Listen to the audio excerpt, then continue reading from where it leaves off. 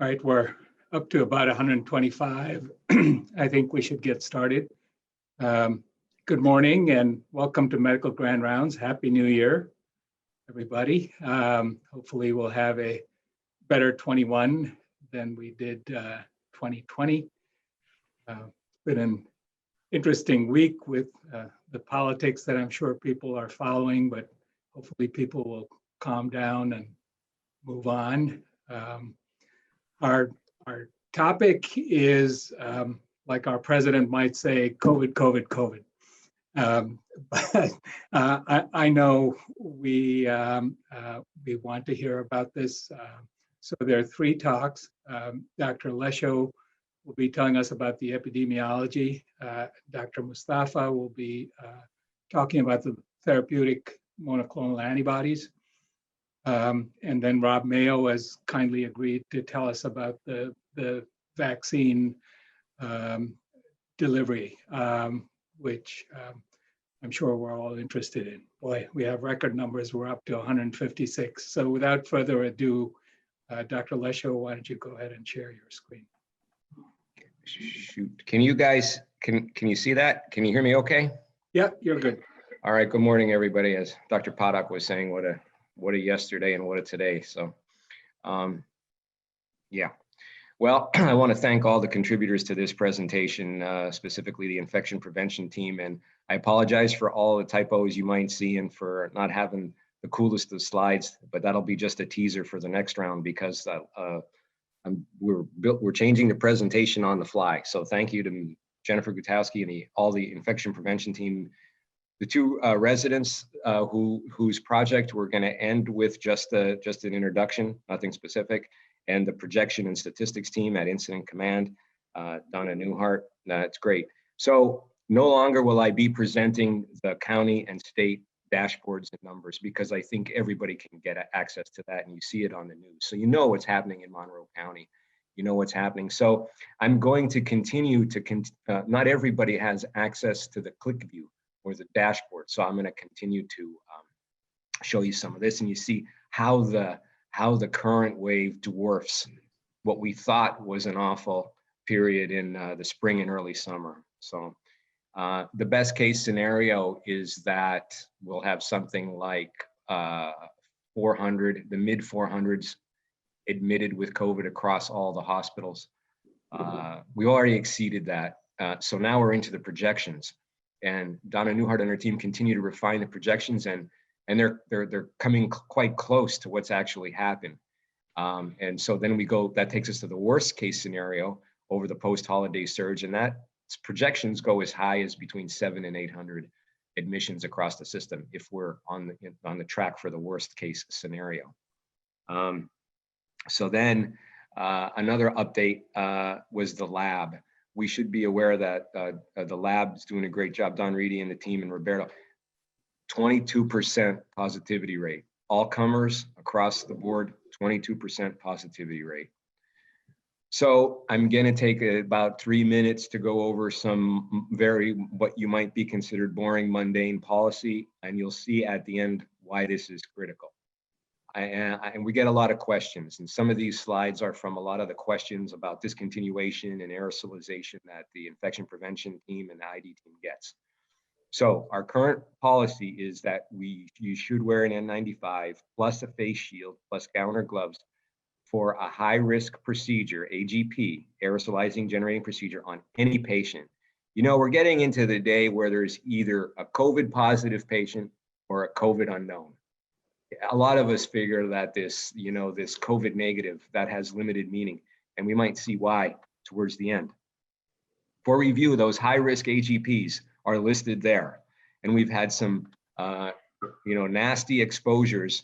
And you got to be vigilant a little bit. Now I know when somebody codes, which is what happens occasionally, you do what you need to do. But be aware. Try to have your N95s handy just in case, but they're the list of high risk procedures. And I addressed that. And so you might see this red sign. So you'll see signs. You might see it on a sticky note. We're trying to get away from the sticky notes or the notebook paper that says don't enter this room for the next 10 minutes or the next hour. We want people to, get familiar with the AGP sign, which is used to alert that behind the door there was an AGP.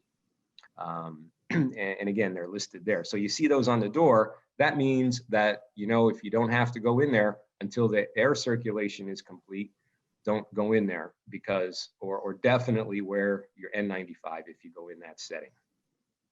The sign should be posted by the person who did the procedure. It should only be posted during the time, so you don't have it up there hours and hours. And if it's continuous a procedure, the continuous should be placed instead. And then there was a lot of questions that people didn't understand military time. So we're getting away from the use of military time. Just don't forget to put AM or PM. Military time, there's no question, was this 9:30 in the morning or 9:30 at night? But we're getting away from that. So don't forget AM or PM. What about HEPA filters? So we have so many COVID positive patients that far exceeds the negative pressure rooms. But some of those patients are going to need some maybe procedures. So in that situation, if you have to do an aerosolizing, a higher risk aerosolizing procedure, you can't get to a negative pressure room. You get to a HEPA filter. You got to close the door and you got to place that. This is imperfect, but it's the best you can do.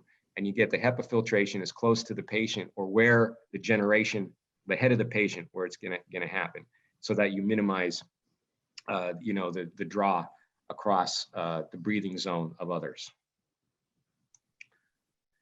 Get a lot of questions about discontinuation. I keep it simple. I like to go 3 and 2, and that's all I care about, because I don't care about what happens to patients when they go home, which is 10. That's confusing. And what I'm talking about is any patient that's highly immunocompromised or severe. And for that, we easily define it as, did you spend any time at all in an ICU or a step down? 3 weeks. If you're in inpatient, 2 weeks. Where the confusion comes in is it 2 weeks or 10 days? We're just trying to keep it system. If a patient goes home, then they go under the new quarantine or the isolation guidelines, and that's 10 days. But as long as we're an inpatient, that's where the questions come. When you discharge your patient, you say 10 days. And I keep it simple too. You go, what is its symptom onset? And that's really subjective. When you get into looking at when did people's symptoms start, I think one easier way that I use is the date of the first positive test. 21 days for inpatient, 21 days for ICU patients, 14 days for inpatients, 10 days for outpatients. You have to be improving, and you have to be off antipyretics, but we don't test. We do repeated testing for regulatory guidelines, not to take people off precautions or to transmit executive order to transfer them to nursing homes. But you don't need a negative test to come off isolation, especially a single negative test. And below the notes below, just review what I just said. And there's an updated link down at the bottom. The good news is that I will have the updated slides, the nicer slides. I send those to Lisa, and she'll send them around for everybody on the ground rounds. That will have this updated link below.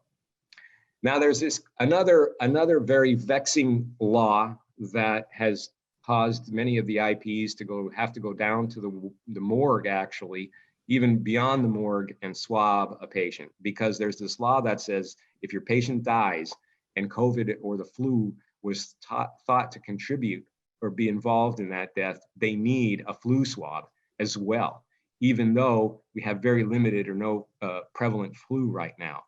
And if there hasn't been a recent COVID or a flu test that's documented within the last 2 weeks, that's what we have to get. So keep that in mind. When you're doing those death certificate and stuff, that would be a big help. Now, finally, before we get to the other part, I want to talk about, everybody has questions about the new super variant, the United Kingdom or the South African variant. We get a lot of questions about that. And so what this blurry map shows is you don't need to read it anything. This is just our area. And the dark blue area is where prevalence is 519, is the same prevalence as what the UK strain behaves as, which is about 500 500 per 100,000 population. We see that here. And we have seen some really kind of high attack rate outbreaks on the wards. And so this is one of the main mathematical reasons or epidemiologic reasons that me and others have said we fully suspect that that variant is circulating among us. It's a very labor-intense process to do the entire genetic fingerprinting, the whole genome sequencing. You have to retrieve the samples. But that said, we are doing it. But we only have the ability on a very small fraction of the sample. The other slide I was going to put up showed that there was something like, I forgot, it's 20,000 or something. The number of positive tests just in our system compared to the number that we're whole genome sequencing is just a fraction. So no, we have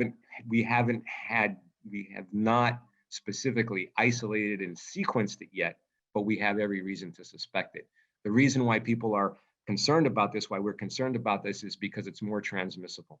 So far, it doesn't look like it's more deadly or it's more virulent, but it's a lot more transmissible. And the two, to my understanding, the two leading hypotheses are why it's more transmissible is because there's more of it in your nose and in your respiratory tract, so you breathe more of it out.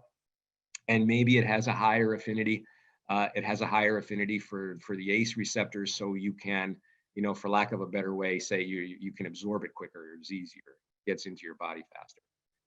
So I want to talk a little bit about the false negative rate, and there's a good article in the Annals of Internal Medicine that's down there. And what this shows is the time-dependent false negative.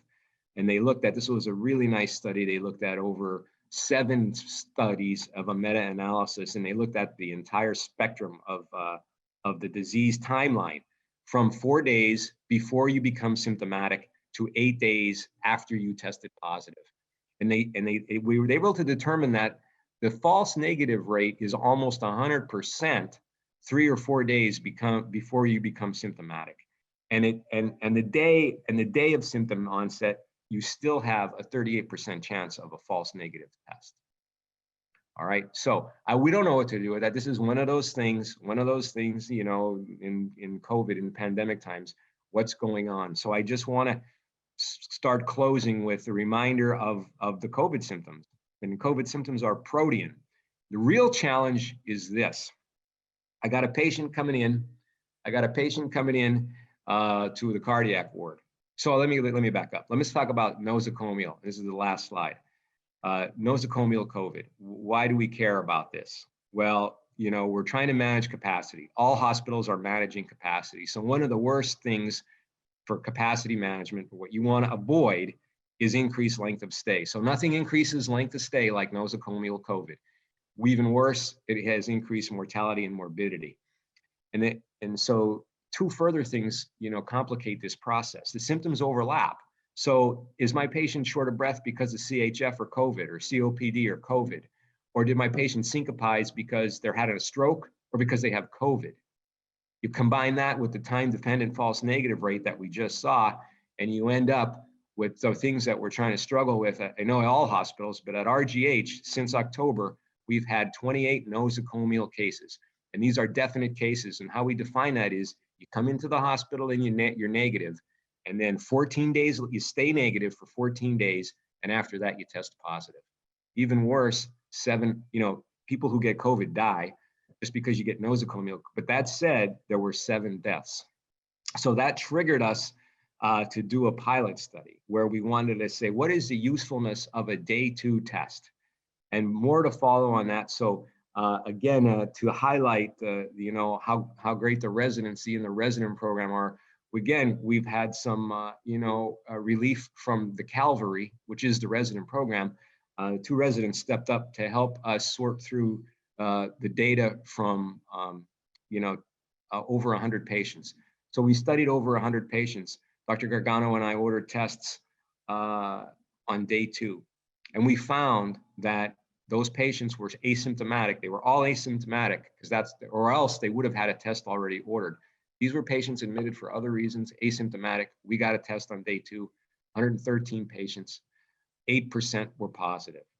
And so we're discussing that at Incident Command, and we're looking at the feasibility of operationalizing that. But I just wanted to make you aware of that. and I'd be happy to. And we looked at the details and we broke it down and we said, well, is that just a specific question? Is that just a function of being on a cardiac unit? Because that's where we started and that's where the outbreaks were the worst. Is it a function on 51 or 5200? And so we had two comparator units that were non-cardiac units, looked at 28 and 600 in SAMS.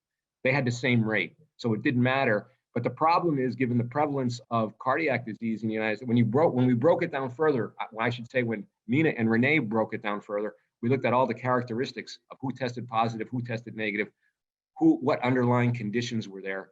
Almost everybody anyway had an underlying cardiac condition whether or not you were on a cardiac or non-cardiac ward. So it doesn't seem to matter because we were looking for ways to restrict it. Maybe we don't have to think about testing everybody on day 2. Maybe we could limit it to certain wards, cardiac wards, that our data doesn't support that. Maybe we could limit it to certain age groups or certain reasons for admission. So far, preliminary, our data doesn't support that. But you're gonna hear more about that from the Renee and Mina in the future. So with that, I'll turn it over to Dr. Mustafa. Or Dr. I don't know who's next. Yeah, Dr. Mustafa is next. Okay, I stopped. Yeah, Dr. Lesho, there's some questions for you on the Q&A if you want to answer them while the other talk. I will. I'll try to answer them in writing. Go ahead, Dr. Mustafa. All right, guys, thank you. For those of you who don't know me, I'm Shahzad Mustafa. I'm the allergy immunology doc, and kindly invited to be the messenger for some incredible work that's been done over the last 2 weeks for these monoclonal antibodies for COVID-19. In a world of heaviness, politically, medically, I hope this offers, one small step forward therapeutically for our patients in our system and the community. So I'm going to go through. I know the science has been covered, but I'm going to just do a quick background slide or two, focus on who the eligible patients are for these interventions, and then, practical considerations about how to actually deliver these medications when appropriate. So there are monoclonal antibodies have been developed for COVID-19, and these are neutralizing antibodies against the spike protein. And we've all heard about the spike protein. In an immunological sense, this has been a really challenging virus for a host of reasons, but the spike protein has offered kind of a sitting duck from immunology. And many of our therapeutics are directed against it. So these are monoclonal antibodies directed against the spike protein. When they bind, they will prevent from connecting to the ACE2 receptor. So prevent this kind of transmission. There have been a couple that have been developed, and you've maybe heard in the news of the Regeneron, that's one of them. And then the one that we have now at RGH is Bamlanivimab, which is actually one of the harder monoclonals to pronounce for even me. I'm going to call it BAM for the rest of this presentation. So this is available now at RRH. I'm going to go through those details. I want to be very upfront. I think we have to be humble. We're learning on the fly, and what we know is probably smaller than what's above in this picture. And there's a whole lot more to learn below. So we're going to do the best we can to operationalize and use this appropriately, but this is going to be a long-term plan, and we have a lot to learn about the utility of these medications for COVID. But I do think it is important to roll out. So the emergency authorization approval, or the usage approval, was really based on one study from the New England Journal, and I want to go over it very, very quickly. It was a 4-arm study of 3 doses of BAM and 1 arm of placebo, all right? And importantly, the primary endpoint in the study was viral load. So it was not a clinical endpoint. That's what the study looked at. What does this intervention do to viral load in individuals with COVID infection? The secondary endpoints, which is what we clinically really care about, were symptom severity, hospitalization, and how long it takes to clear virus. So again, important to note what the study was designed for and what we're extrapolating from the study. What did it show? All 4 groups, 3 doses of BAM and placebo, had decreasing viral load from day 0 to 11. You would expect that, right?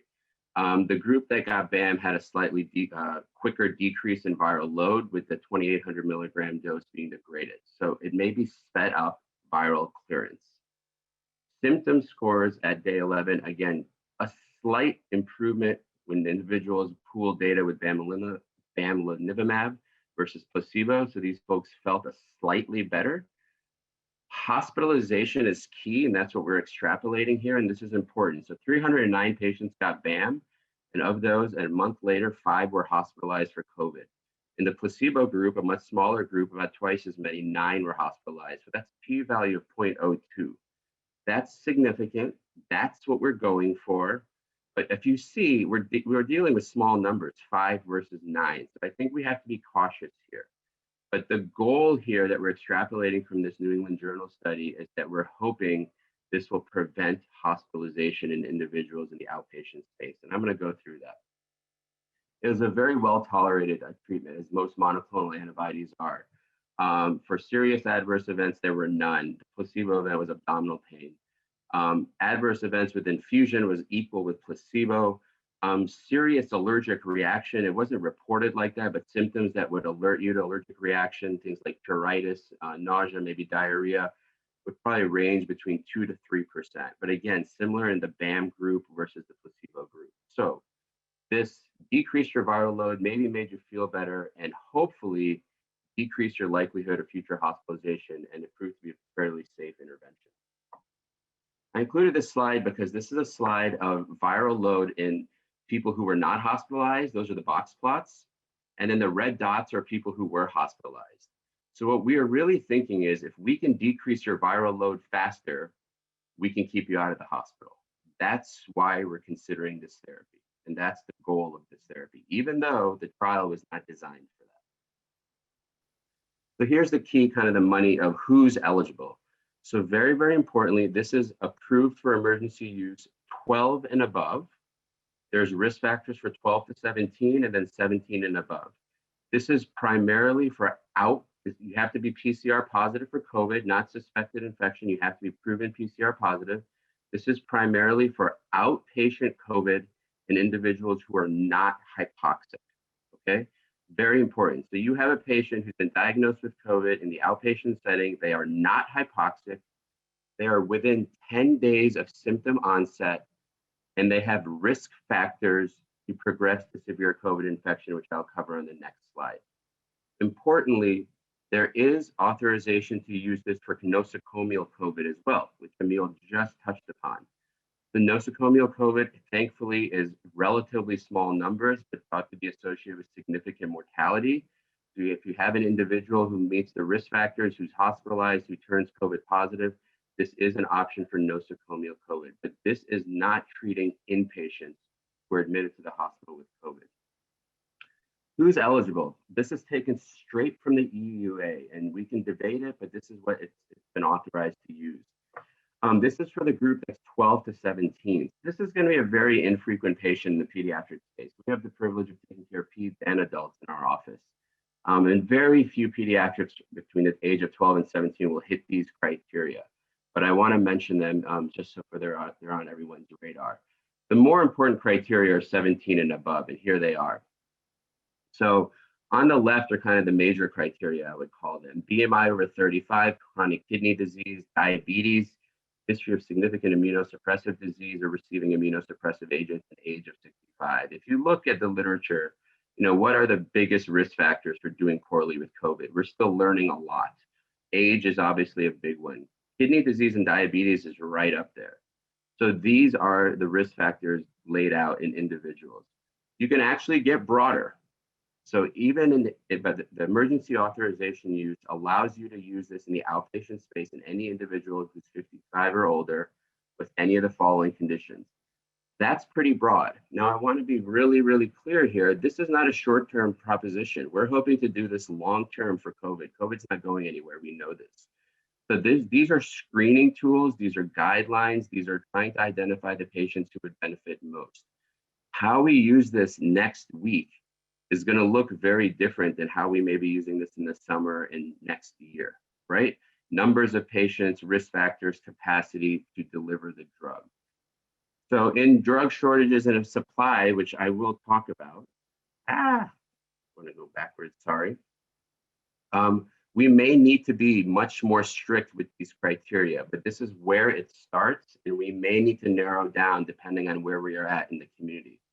And looking at literature, the best guess may be to focus on this left box, individuals 65 and above, and not or, but and one of those conditions. But I gave you the criteria that have been laid out that it's appropriate. and then kind of picking those individuals who would be appropriate to use when limited supply and or ability to deliver drug, we would probably need to be narrower.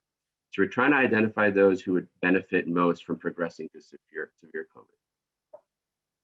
So here are the logistical considerations. So not shockingly, it's logistically difficult to administer an infusion. This is a 1-hour infusion to individuals with proven COVID at the height of their infectivity in an infusion center or an outpatient setting. That's tough to do because we know who goes to infusion centers, right? Our sickest patients in America. So we are starting with 3 chairs at Wilson Urgent Care. This is where we're going to start infusion. This is not limited right now. So if you, as an outpatient provider or an inpatient provider for nosocomial COVID only, want to prescribe this in Care Connect, you simply go to orders and punch in RRH Bamlanivimab panel, and it pulls up the screening tool and it walks you right through it. All right. And if you hit the appropriate risk factors, age, weight, all that stuff, it allows you to order the medication. In Care Connect, and these slides will be sent out, this will be sent in the huddles and the toolkits. Once you order it, you start a telephone message with BAM referral for the patient, and you route it to the RRH IC provider pool. That is the pool at Wilson that will be reviewing these requests. And if the patient hits the criteria, is deemed to be appropriate, and we have the ability to infuse it, we will. This applies to providers outside of the system as well. It's a simple faxing the screening tool to the number right there. And again, this will all be shared. Once it's reviewed at the receiving end at Wilson and appropriate, the patient will be scheduled. Now, there's obviously a window to schedule, right? We want to catch these people within 10 days of symptom onset, which there is some subjectiveness to that, but we want to hit this window to try to get the biggest bang for our buck. With that, I think there may be some questions, which I'm happy to take. I wanted to keep this short. So this is a monoclonal antibody. It is available. We rolled it out for nosocomial COVID at RGH this week, and it will be available for outpatient as of Tuesday. So we have a couple of days here to iron out the kinks and get the process, but it will be available as of Tuesday next week. And with that, I will also share my email. I'm happy to field questions. I know there will be questions that come up. There's a lot of people doing a lot of heavy lifting, but I'm happy to kind of be the funnel to address some of these questions. So don't hesitate to reach out to me. And then Brad, if we have questions, I can take them, and then we can move on to Dr. Mayo as well. Thanks. Good. I think we should move on to Dr. Mayo, and we can take questions on the Q&A. Thank you, Dr. Mustafa and Dr. Lesho, for your great comments.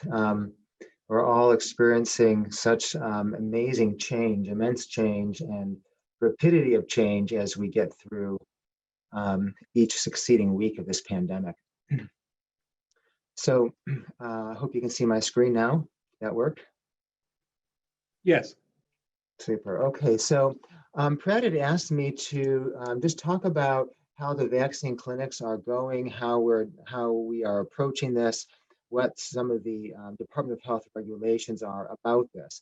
So I'll just review this New York State distribution process, the clinic rollout and prioritization process, community-based essential workers, some of the accomplishments to date, and vaccination next steps. So there are probably a dozen or more executive orders or Department of Health regulations that have related to the vaccination distribution and administration process. And these have been coming up fast and furiously. And in fact, I've never seen in all years of practice, DOH statements coming out at 1 o'clock in the morning, 10 o'clock at night, 3 o'clock in the afternoon, demanding data within an hour. I mean, every week there are rapid changes that are happening that we are staying attuned to. So much of that expediency is true, and especially true of the vaccination process. And so I'll explain some of that to you because it's relevant to how the end user and the recipient of the vaccines has in part experienced the process. It has been bumpy. We've done our best to make it as user-friendly as possible, but I understand that it's not fully ideal. So in early December, we submitted, all of our hospitals submitted pre-booking orders for vaccine. The total of that was well over 15,000 vaccines that we had ordered, believing that was our first of several orders to come. When we well, I'll come back to that in a moment. Then the next step was to prioritize our freezer space, the types of freezers we have so far as their temperature capabilities, the volume within the freezer, and the locations. As you know, the Pfizer vaccine requires ultra cold freezers, and the Moderna, whereas the Moderna does not. But in either case, we needed to be sure that we had plenty of vaccine storage space. And the Department of Health did base its initial distributions and allocations on this freezer capacity. So it was very important that we did that. Then there was a memorandum of understanding that was sent out that was signed by our hospital presidents that required confidentiality and security. So because the Department of Health was concerned about, well, I guess for lack of a better word, I'll just say clandestine interruptions in the supply chain of this vaccine, they were concerned it might be stolen or there might be other types of interruptions. We know that there were cyber security events from abroad trying to disrupt the process. And so they wanted to keep the delivery of vaccine and the quantities of those deliveries confidential. So that was the purpose of the MOU.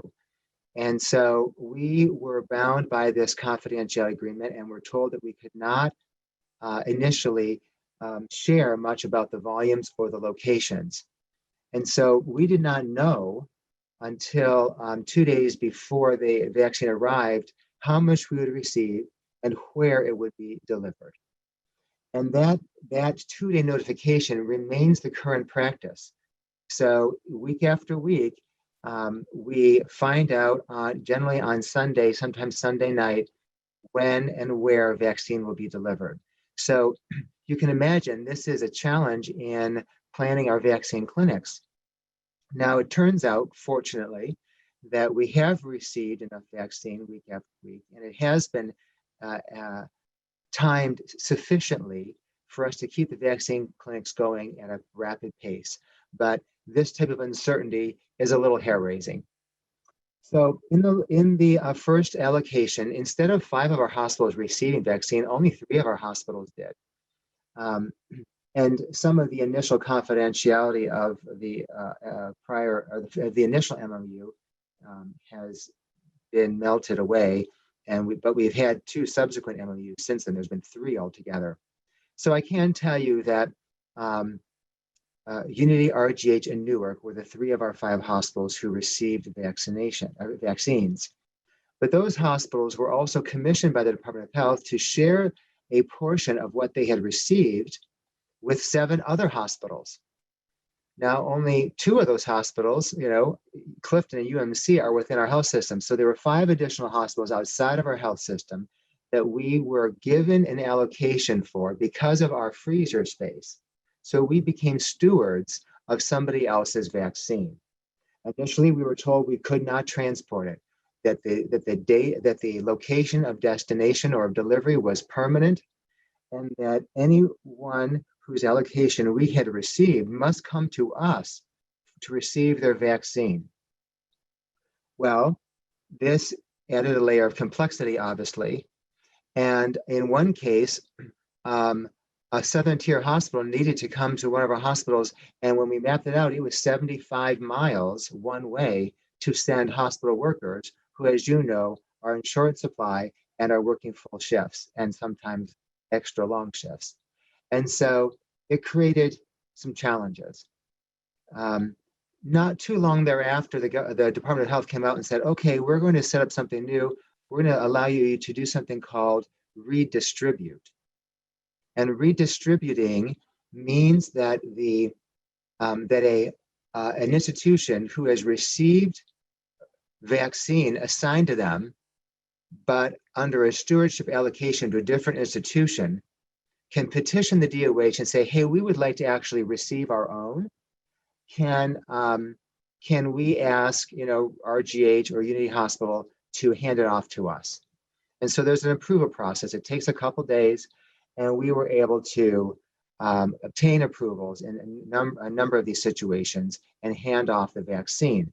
But that process wasn't initiated until after we had already vaccinated well over 1,000 individuals from other hospitals within RRH facilities. So that raised questions among some of our medical staff, but I just wanted you to understand how that process came to be and why it occurred. Then the NICIS system, the New York Immunization and Information System, has been in place for many years, and the reporting of vaccine administration occurs through this system. And we've used it for many years because of our flu vaccinations and our other vaccine clinic programs through our FQHCs. Initially, the requirement was to upload information every 24 hours. That has been changed to every 12 hours. We actually are striving for every 6 hours. Needless to say, there have been probably, I think it's safe to say 100 or more hours spent on troubleshooting the challenges with this system above and beyond the hundreds of hours of just reporting data. It has been a very big challenge. And that has led to some of the inaccurate reporting that happened publicly. And I'll just caveat this conversation here and insert that some of you may have heard on the news what I found to be embarrassing and very upsetting information when Governor Cuomo on Monday announced that Rochester Regional was among the 10 worst vaccine administrating health systems in New York State, and said that we had only delivered 25% to date of our vaccine, and that was completely inaccurate. But part of the inaccuracy had occurred because of the NICIS reporting system. We reacted vociferously and quickly to that, and yesterday that report was updated, and you'll note that our name was removed. At any rate, I'll move more quickly because I know we've got questions now, but you're well aware of the Pfizer and the Moderna vaccines. I won't belabor that. We do have good supplies of both of those vaccines. Certainly the Moderna is much easier to administer, it's much less labor intensive, requires less handling by pharmacy, and those clinics are up and going since December 15th when the first Pfizer doses arrived. We administered vaccine the very day they arrived, and the Department of Health was waiting at our doors actually before the vaccine even hit the shipping dock. Long-term care vaccination has been managed through a federal program with CVS and Walgreens. Early on, we were asked to choose a pharmacy corporation. We chose Walgreens, and they have started their vaccinations in our nursing homes this week, and so far things are going mostly smoothly. The Department of Health in our region are also starting now to get involved in vaccine and vaccinations, vaccination clinics. When this was first rolled out, they were completely excluded from the process.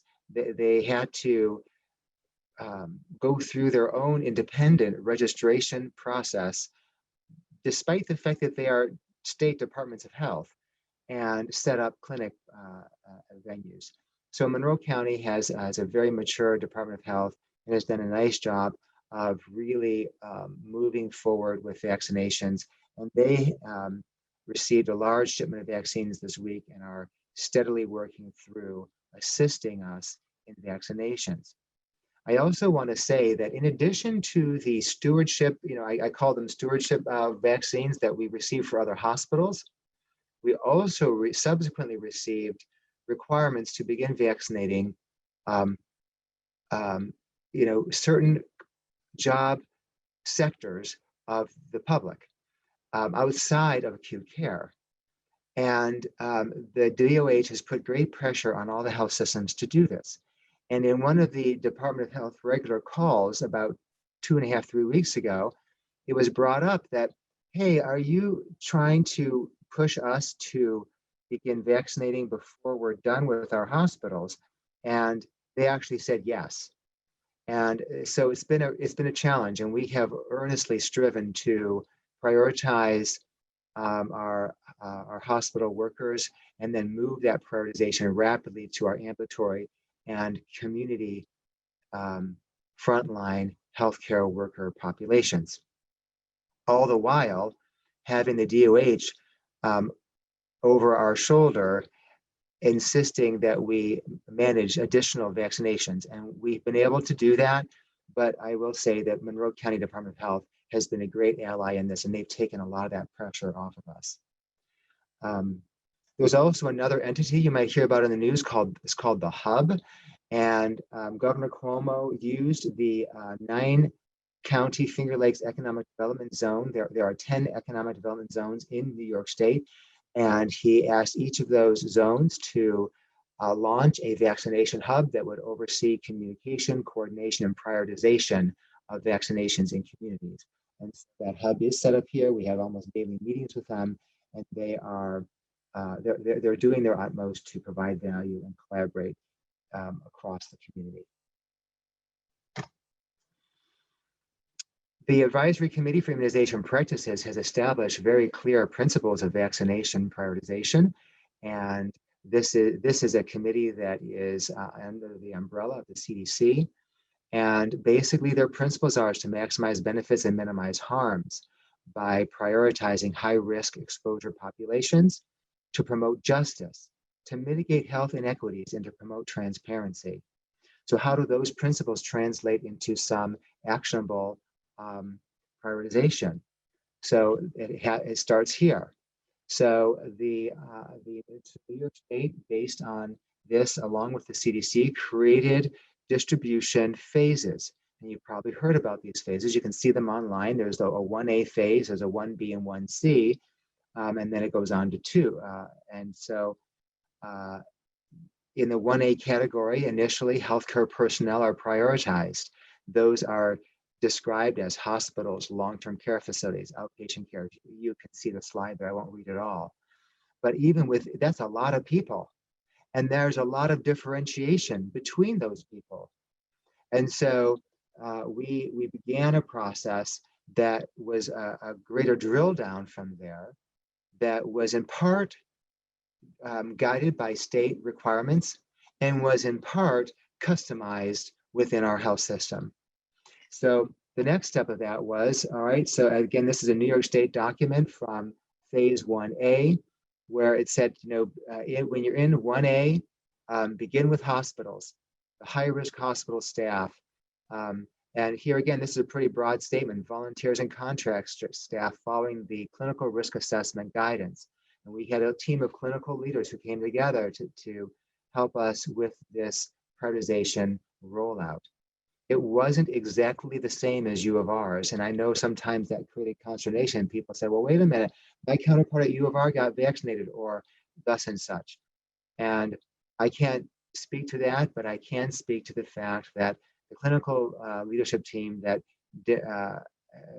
created the prioritization was very thoughtful, and I thought did a fine job of prioritizing ED, ICU populations, and then expanding rapidly from there to OB and other areas, inpatient consultants. And now basically we're at the stage that we're well down into this fourth portion of this, where outpatient FQHCs, urgent cares, ambulatory practice, our GRIPA partners, GRIPA provider, frontline office staff are all being brought into the vaccine clinics.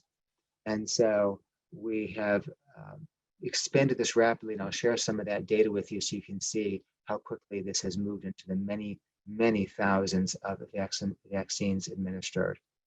But it took us, I'll say, a week and a half to 2 weeks to really get our feet under us and get this well organized and moving, because of the short notice that we were regularly getting from the Department of Health, and because of their adjustments too. They were they were making some mistakes, as we all do, and they were making adjustments, and so we needed to respond and react to those. So where are we today? as of I'll add on, when I made these slides, I didn't have yesterday's data yet, but as of end of day on the 5th, we had vaccinated almost 8,000 employees and medical and dental staff members. Right now, our pace of vaccination is about 1,000 to 1,500 per day across our health system.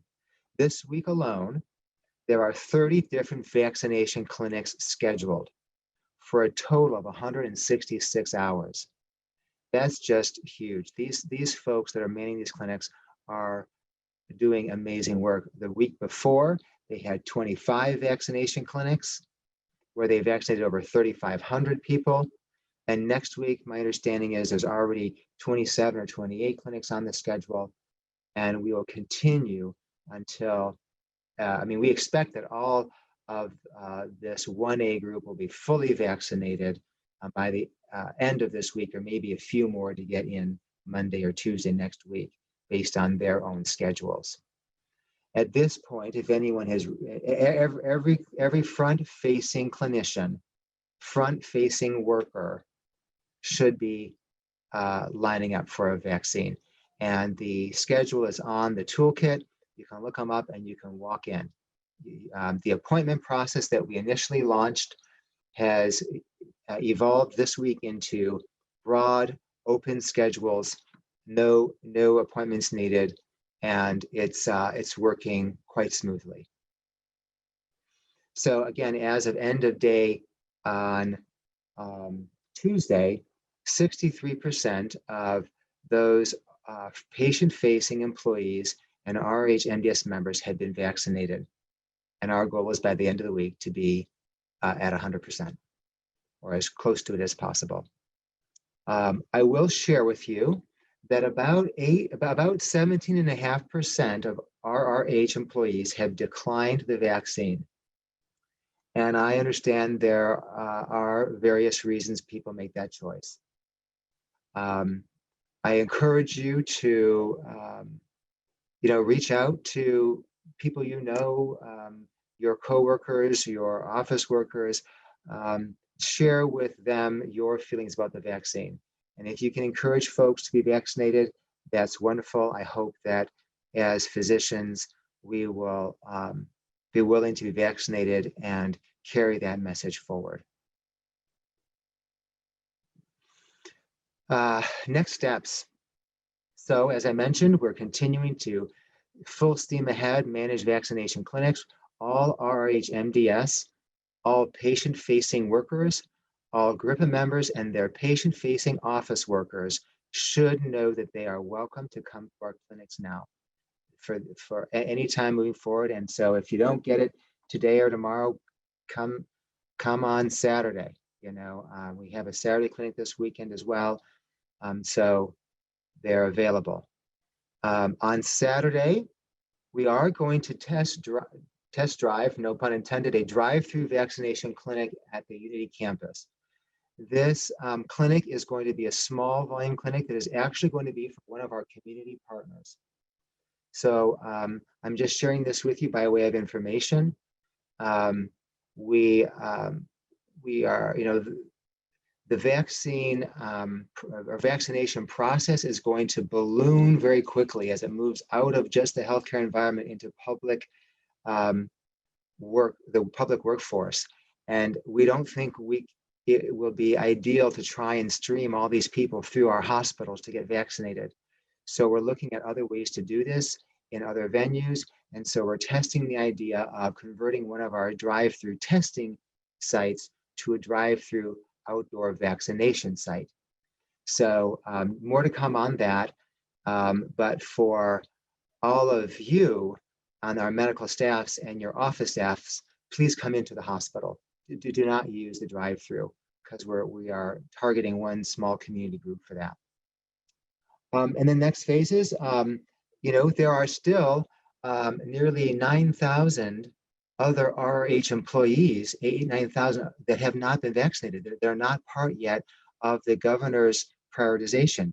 These are folks who are working through telework successfully.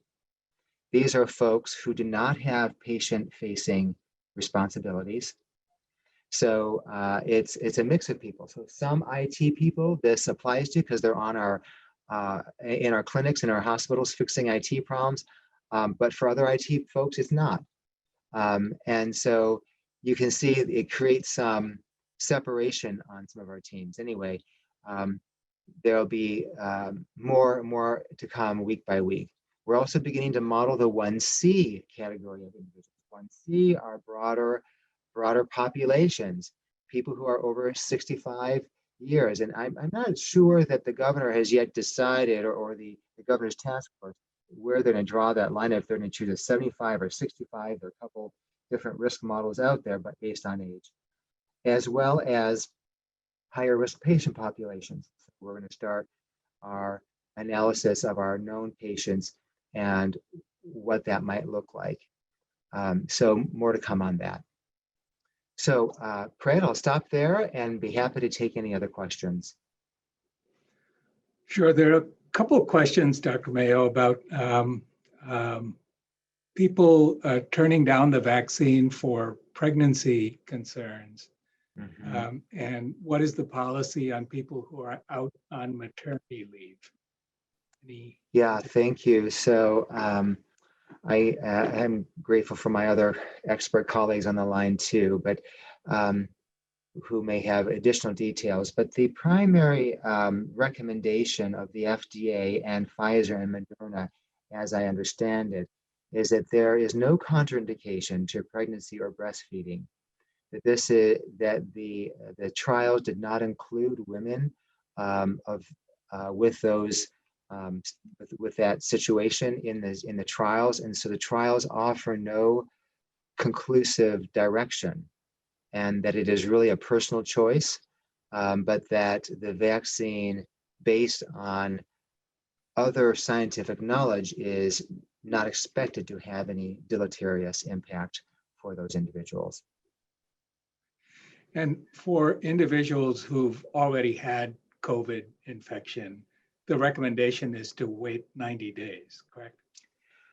That is true. That is under review. There's going to be a meeting today about this.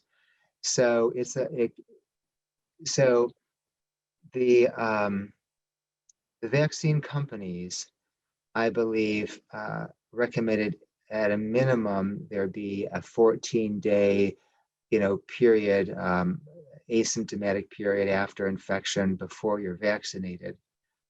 But because of the limited supply and knowing that primary immunity would be greatest in the first 90 days after a case of COVID infection, we pushed out the vaccination 90 days. That was a general recommendation that was coming from multiple sources, and that's what we decided. But that has had some unintended interpretive consequences, that individuals may be thinking that the reason they can't be vaccinated is because it's dangerous if you have had COVID, which we don't believe that it is.